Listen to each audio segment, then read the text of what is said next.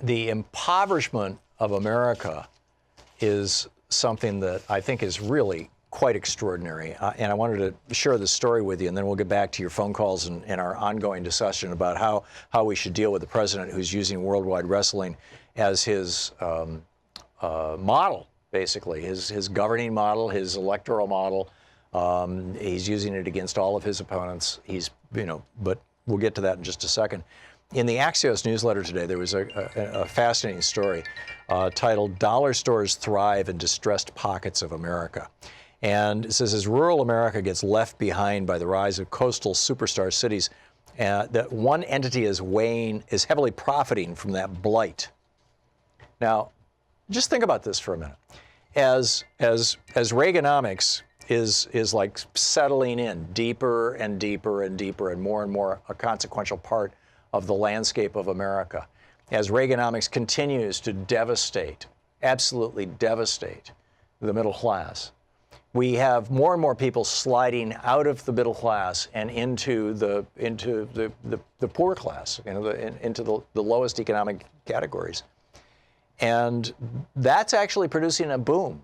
Now, it's killing off the stores that have traditionally catered to the middle class. It killed off Sears, it killed off K Mart, it's killing off Macy's, because the middle class isn't large enough any longer to support these kind of stores. But there is one unique type of store, and I'm not talking about liquor stores or McDonald's here. There is one type of store that is actually experiencing an explosion in growth. I mean, a major explosion in growth across the United States. And the result, and and in fact, there are over 30,000 of these stores today in the United States, whereas just 10 years ago, there were only 18,000. And 30 years ago, these stores were not even, nobody even heard of them. And they're called dollar stores. And increasingly, this is where many Americans in the bottom 50% of America, which is basically the poor, the bottom 50% of America the bottom 80% of America is living paycheck to paycheck and can't withstand a $1,000 shock. The bottom 50% of America can't withstand a $400 shock, and not only is living paycheck to paycheck, but is badly in debt. And these dollar stores are now becoming the place where people are shopping not just for things, you don't just go there for light bulbs. People are going there for food. And the food that they're finding is 100% processed food. It's the stuff that'll last on a shelf for 2 or 3 years. And one of our earlier geeky sciences that we did a while ago, in fact, right here's the story itself. Eating junk food raises the risk of depression, says multi-country study. And then, processed foods linked to breast cancer. That's from BBC, an article by Alex Therian. Dennis Campbell writing over at The Guardian, eating junk food raises the risk of depression. This is the only stuff that's available in the dollar stores. It's the Cheese Whiz with crackers.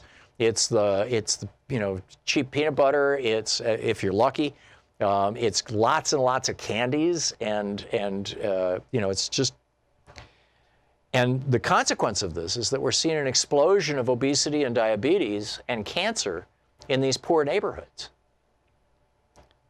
There are more dollar stores now in the United States than Walgreens, which, by the way, has been supporting financially the Republican Party in Wisconsin in their power grab.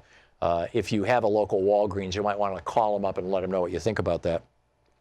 Walgreens, CVS, Home Depot, Costco, Kroger, and Walmart combined, and Walmart combined, all of those stores combined, they are still fewer than the number of dollar stores in America. And the big dollar chains, they're adding over 1,000 stores a year. And there's already 30,000 of them. I mean, how many places where poverty is deep in America? And as we slide, and the stock prices are exploding. This has been one of the real stars in the stock market over the last 15, 20 years. And a Dollar Tree in Alexandria, Virginia saw that the shelves were stocked with cheese nips and fudge stripes, and sodas were the only items in the refrigerator. This is, these are the stores where everything's $1, and in some cases they have prices that are a little higher than that. But this is what Reaganomics has brought us. And we're still living in Reaganomics. Bill Clinton campaigned against it with his New Covenant speech and said he was going to reverse Reaganomics. But he didn't do that. After he was elected, There were a couple of the real big shots. One of the big bankers and the head of the Fed sat him down. Greenspan sat him down and said, "Son, we know you campaigned on this new covenant speech, and you know you're going to do a new deal, but you're not. You got to dance to the tune of the bankers here."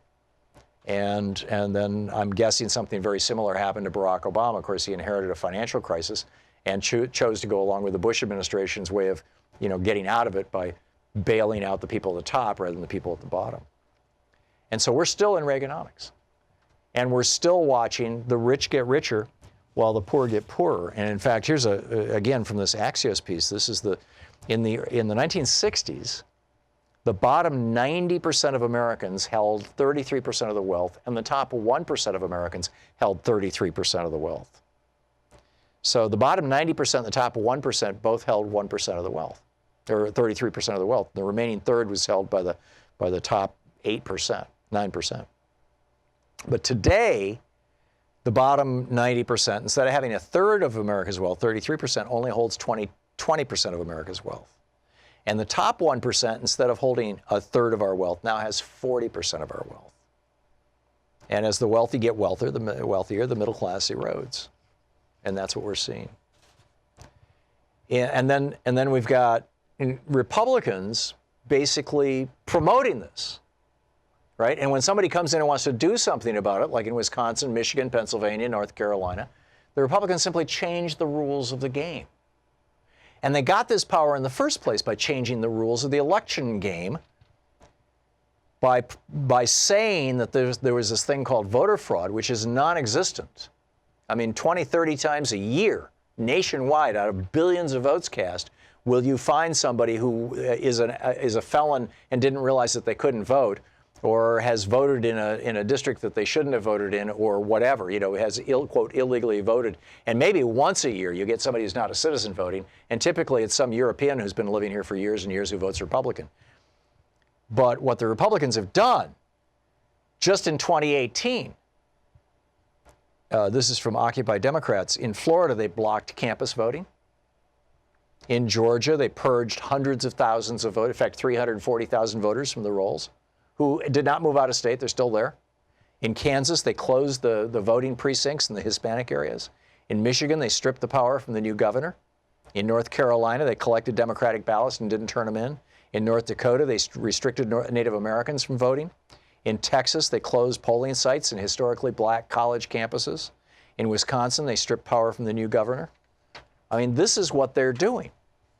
And meanwhile, the way that, what they're telling us to pay attention to, instead of the impoverishment of America, which is very real and is happening right in front of our eyes, what they're telling us to do is, hey, look at the wrestling match. Donald Trump is the wrestler. He's taking these guys on. And Trump has been driving this thing ever since he first got into the race. Keep in mind, he got into the race in the spring of 2015 in order to try to get NBC to raise his pay so that he was making more than Gwen Stefani. It was a publicity stunt with paid people in the audience, as were his first two rallies. But then it took off. Turns out America loves wrestling. We'll be right back.